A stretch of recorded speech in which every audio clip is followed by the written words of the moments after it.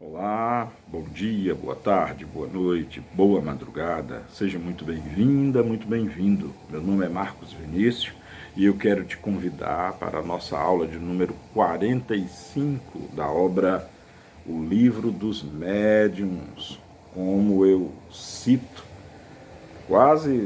em quase todas as aulas, obra basilar, obra fundamental para a compreensão dos fenômenos espirituais, e dentre eles é muito óbvio a própria mediunidade, os fenômenos mediúnicos. Bom, já dando início à nossa aula, paramos na aula passada, número 44, paramos no item 86 do capítulo 5, que se intitula Manifestações espontâneas. Vamos então agora à continuação, né, do capítulo 5, da segunda parte, manifestações espontâneas. Né?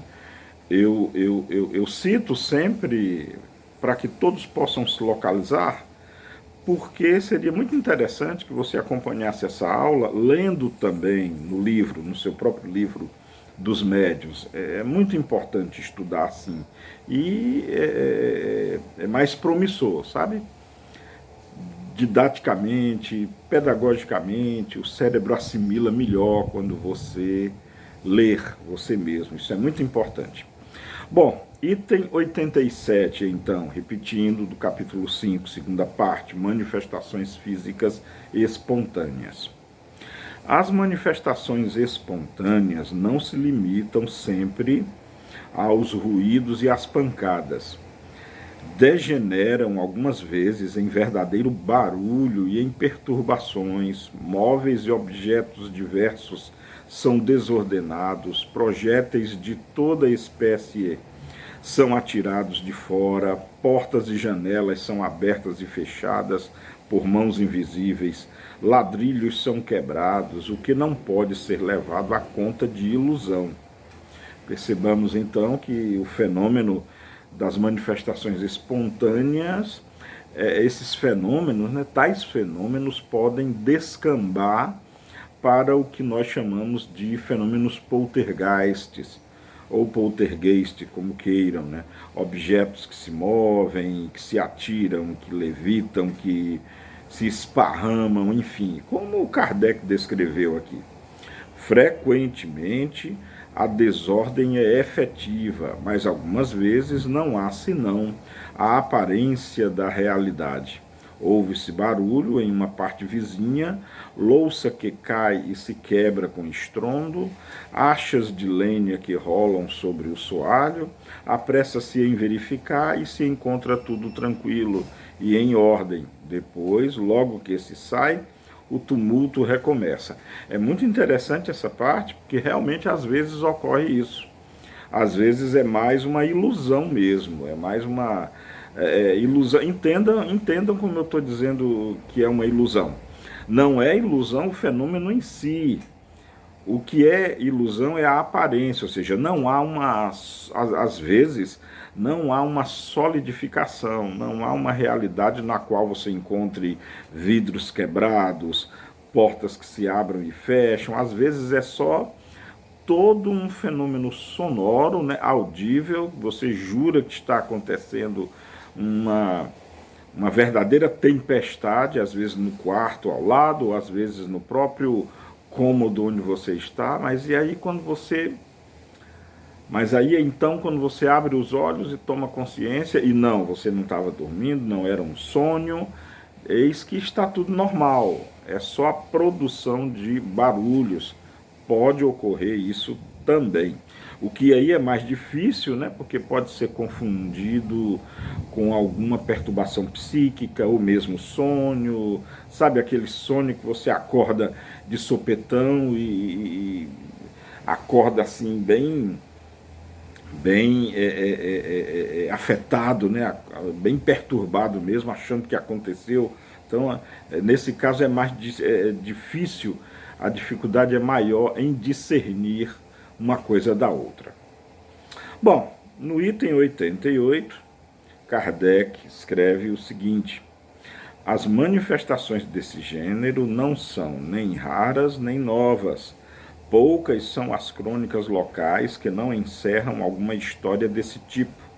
O medo, sem dúvida, frequentemente tem exagerado os fatos que deveram tomar proporções gigantescamente ridículas, passando de boca em boca. Com a ajuda da superstição, as casas onde eles se passaram foram reputadas mal assombradas pelo diabo, e daí todos os contos maravilhosos ou terríveis de fantasmas. De seu lado, a patifaria não deixou escapar tão bela ocasião de explorar a credulidade, e isso frequentemente em proveito de interesses pessoais. É verdade, né, gente? A crendice das pessoas, falando num português bem tranquilo, né, o bafafá, a fofocalhada propriamente dita, isso causa, faz parte da sociedade, é assim que se criam os mitos, é assim que se criam as fantasias, né? E a arte muitas vezes se aproveita disso, né? Filmes, eu citei Fenômenos Poltergeist, né, ou Poltergeist. Quem não assistiu aí, quem viveu a brilhante década de 80, né, 70, 80, quem não assistiu, inclusive o filme, maravilhoso filme, né, Poltergeist, ou Poltergeist, né, do Steven Spielberg, né, que meteu medo. Eu assisti quando acho que eu era adolescente, pré-adolescente, e assisti esse filme e dá medo, né? Aquela menina, né, lourinha, que vê fantasmas na televisão, né, que vê, quando ela olha assim e diz: tem fantasmas aqui, papai, dentro de casa minha. Nossa, aquele filme é terrível. Enfim, a arte aproveita também, né, dessas manifestações, né? E Kardec, e claro, as pessoas, né, como Kardec lembrou aqui, no disse-me-disse, no boca a boca, as pessoas vão aumentando, vão acrescentando, né, as crendices vão adicionando dados, adicionando coisas que não aconteceram, e aí quando você percebe, lá no núcleo da verdade, a verdade está envolta de camadas sobre camadas sobre camadas de coisas que vêm do imaginário das pessoas. É natural que seja assim. Bom, Kardec continua ainda no item 88. Concebe-se, de resto, a impressão que fatos desse gênero, mesmo reduzidos à realidade, podem causar em personalidades fracas e predispostas pela educação às ideias supersticiosas. Claro, né, é assim que nascem as superstições. A pessoa já tem uma predisposição para aquilo, a pessoa já tem às vezes um medo, ou mesmo um terror interno, ou um fascínio muito grande por certos temas, e aí quando ela ouve muitos comentários, dizeres, ou mesmo relatos de algo que supostamente teria acontecido, aí o imaginário voa longe, né? E Kardec continua. O meio, olha, é importante isso aqui agora. O meio mais seguro de prevenir os inconvenientes que deveriam ter, uma vez que não se poderia impedi-los, é fazer conhecer a verdade. As coisas mais simples se tornam assustadoras quando a causa é desconhecida. Quando se estiver familiarizado com os espíritos e aqueles aos quais se manifestam, não creem mais ter uma legião de demônios a lhe perseguir, deles não terão mais medo. Incrível, é isso mesmo, né? É o conhecimento que liberta, é o conhecimento verdadeiro, puro, é o que nos livra do misticismo, da crendice, da fantasia, e nos leva ao terreno ou à dimensão do real, seja lá o que isso signifique. Mas Kardec foi muito pertinente aqui, como sempre, né? Kardec é a lucidez, foi a encarnação da lucidez, a encarnação da razão, né? Então é procurar a verdade, e é isso que nós estamos fazendo aqui, aliás, estudando o livro dos médiuns, procurando entender as causas de todos esses fenômenos que até então eram tidos como prodígios, e como nós estamos verificando, todos são fenômenos naturais, provocados por leis naturais, apenas leis desconhecidas até agora. Bom, até agora, naquela época, né? Não esqueça que esse livro foi escrito quase 2 séculos atrás, então fiquem atentos à ordem cronológica das coisas. E Kardec prossegue. Pode-se ver na Revista Espírita a narração de vários fatos autênticos desse gênero, entre outros a história do espírito batedor de Bergzabern, cujas más visitas duraram mais de 8 anos. Número de maio, aqui para quem quiser, fica como dever de casa, né? E pesquisar, e ler, né, esse belíssimo artigo que está na Revista Espírita de maio, junho e julho de 1858, que tem o caso lá do espírito batedor de Bergzabern. E aí é um deleite, viu? Esse espírito ele batia, mas não eram só batidas fortuitas, não.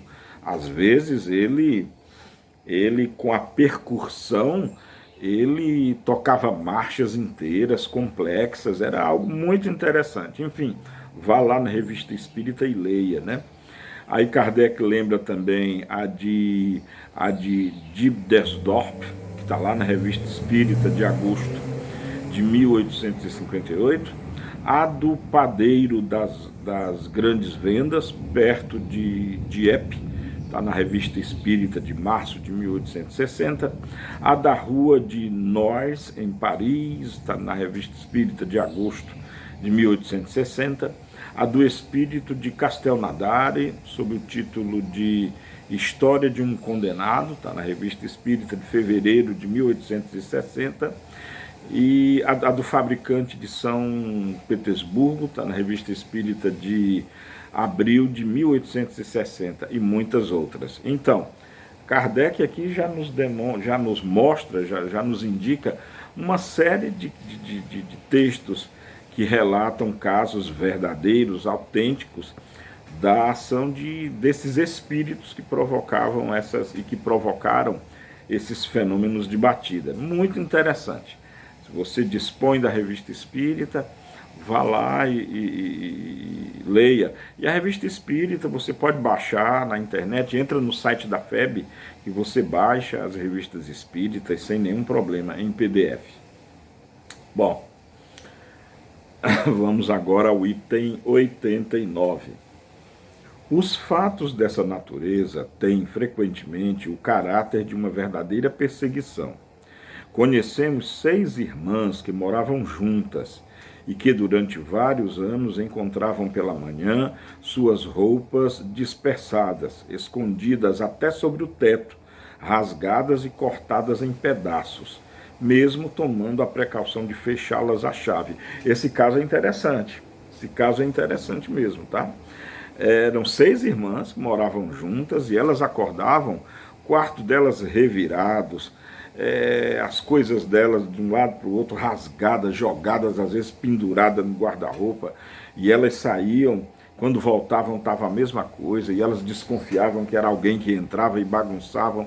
Uma história interessantíssima. Olha só, frequentemente ocorre que pessoas deitadas e perfeitamente despertas vejam sacudir suas cortinas, arrancar violentamente suas cobertas e seus travesseiros. Foram erguidas por sobre seus colchões e algumas vezes mesmo atiradas fora do leito. Olha só o que acontecia com essas moças. Esses fatos são mais frequentes do que se crê, mas na maioria das vezes aqueles que lhes são vítimas não ousam falar deles com medo do ridículo.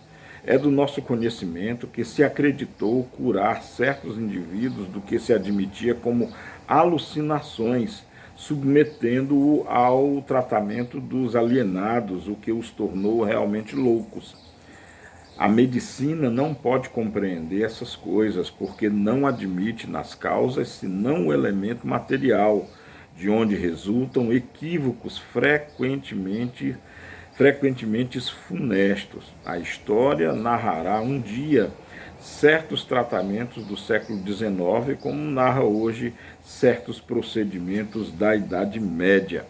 Muito interessante isso. Algumas pessoas, às vezes, por terem mediunidade, e como, claro, a ciência de hoje, né, a ciência positiva não admite ainda o fenômeno mediúnico, às vezes as pessoas dotadas dessa sensibilidade, às vezes são tratadas como loucas, como doentes mentais, e a elas às vezes são administrados medicamentos químicos, né?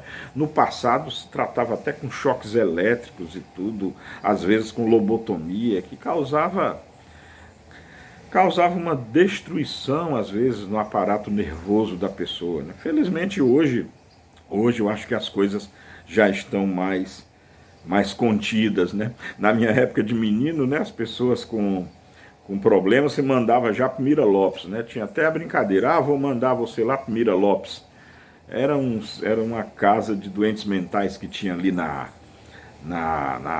finalzinho da João Pessoa, ali já é a Avenida da Universidade, ali ao lado ao lado da Igreja dos Remédios, acho que é a Igreja dos Remédios. Hoje não tem mais, hoje no lugar é um condomínio com 3 torres, né, de edifícios, não tem mais o Mira Lopes, não. Bom, e Kardec conclui o item 89 da seguinte forma: admitimos perfeitamente que certos fatos são obra da malícia ou da malevolência, mas se, depois de constatados, permanece averiguado que não são obra dos homens, é preciso convir que são obras, uns dirão do diabo, e nós diremos que são dos espíritos. Mas de que espíritos, não é? De que espíritos se tratam essa questão, né? E para isso vamos continuando agora no item 90. Os espíritos superiores, tanto como entre nós, os homens graves e sérios, não se divertem fazendo algazarra. Frequentemente nós os fazemos vir para perguntar-lhes o motivo que os leva a perturbar assim o repouso. A maioria não tem outro objetivo senão se divertir. São espíritos antes levianos do que maus, que se riem do temor que ocasionam e da procura inútil que se faz para descobrir a causa do tumulto. Frequentemente se obstinam junto de um indivíduo que se comprazem em vexar e que perseguem de casa em casa. Outras vezes se ligam a um lugar sem outro motivo, senão seu capricho. Muito interessante, né? Vemos aqui que, olha só, a gente já, a essa altura do campeonato, como se diz, já é muito interessante que ninguém conteste mais, que os espíritos nada mais são do que nós, nada mais são do que as almas de homens e mulheres que já viveram na Terra. Quando nós morrermos, todos nós vamos morrer um dia, nós seremos espíritos desencarnados. Hoje nós somos pessoas que são espíritos encarnados, depois de desencarnarmos, seremos espíritos e carregaremos, reteremos, manteremos conosco aquilo que nos apraz, aquilo que nos faz sentir bem, aquilo que nós gostamos. Não tem gente que gosta de, acho que o termo é trollar, né? Fazer hora, tirar de tempo. Não tem gente que gosta de fazer isso com os outros. Por que você acha que só porque a pessoa morreu ele não vai mais gostar de fazer isso? Depois que ele morre, que se adapta de novo ao mundo espiritual, aí ele vai, se for do desejo dele, se ele ainda foi afeito a essas coisas, ele vai se deliciar em tirar as pessoas de tempo, trollar, fazer algazarra, causar trotes, né? Acho que você entendeu, né? Ficou claro. É isso que Kardec está nos ensinando. Continuando. Algumas vezes também é uma vingança que exercem, como teremos ocasião de ver. Em certos casos, sua intenção é mais louvável. Querem chamar a atenção e pôr-se em contato, seja para uma advertência útil à pessoa a qual se dirigem, seja para pedir alguma coisa para eles mesmos. Frequentemente, nós os vimos pedir preces, outras vezes solicitar o cumprimento em seu nome de um voto que não puderam cumprir.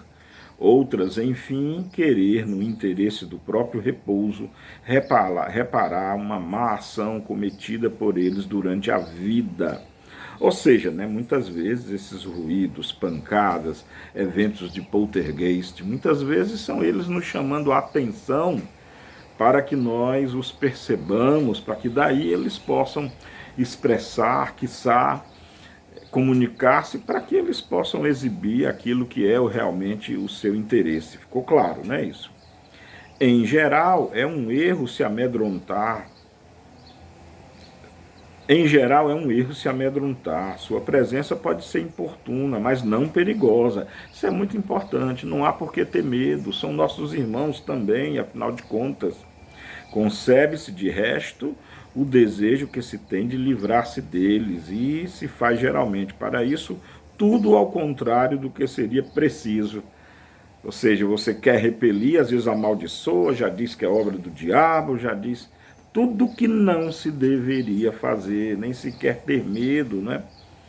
Se são espíritos que se divertem, quanto mais se leva a coisa a sério, mais eles persistem, como crianças traquinas que importunam tanto mais quando veem se impacientar e fazem medo aos poltrões, né? Fazem medo às multidões. É aquela história, né? Uma brincadeira mal intencionada, uma brincadeira de mau gosto, ela pega tanto mais quanto a pessoa se irrita com isso. Se a pessoa não se irrita, se a pessoa nem liga, isso não leva mais a sério, né? Não faz mais sentido, né? Bom, muito interessante. Você precisa levar dentro da naturalidade e entender qual é o objetivo, né?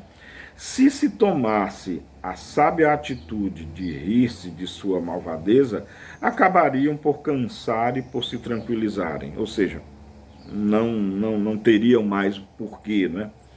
Conhecemos alguém que, longe de se irritar, os excitava, desafiando-os a fazerem tal ou tal coisa, tão bem que, ao cabo de alguns dias, não retornaram mais.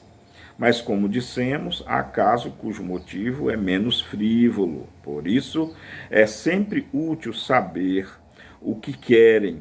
Se pedem alguma coisa, pode-se estar certo de que cessarão suas visitas desde que seu desejo seja satisfeito. É aquilo, é um espírito, muitas vezes querendo ajuda, muitas vezes querendo um auxílio seu.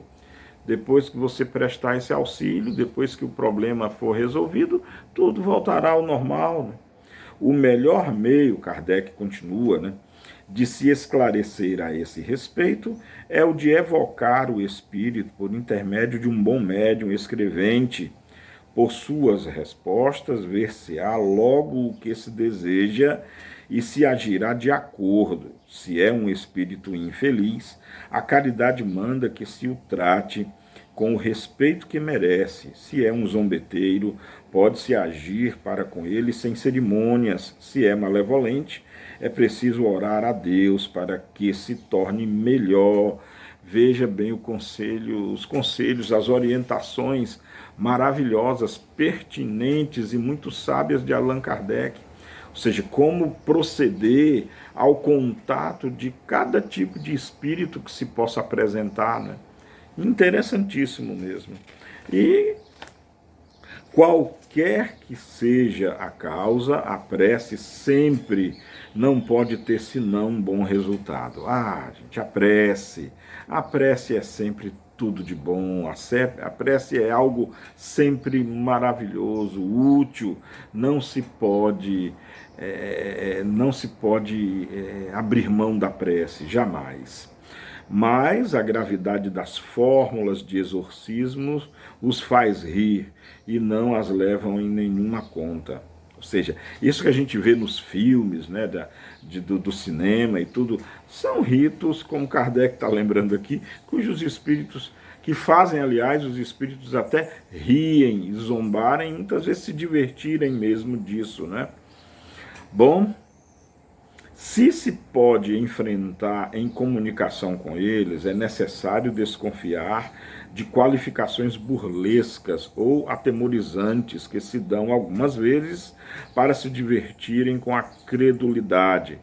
Muito interessante, às vezes a aparência com que eles se travestem, às vezes com o tom da palavra deles, as ameaças, é preciso ter muito cuidado realmente com isso, e nós vamos estudar isso em mais detalhes lá na frente. Aliás, Allan Kardec encerra o item 89 assim, ó: voltaremos com mais detalhes sobre este assunto e sobre as causas que tornam frequentemente os exorcismos ineficazes, nos capítulos dos lugares assombrados e da obsessão. Ou seja, voltaremos, né, a esse tema, estudaremos com mais cautela. Bom, ficou um pouco longa, né, um pouco extensa a aula de hoje, mas já encerramos, já terminamos. Era essa a aula de hoje. Bons estudos, né? Tem uma semana inteira aí para estudar até a próxima aula. Espero que vocês tenham gostado. Beijo no coração de todas e todos. Amemo-nos como Jesus nos amou e cuidem uns dos outros. Até a próxima videoaula. Tchau.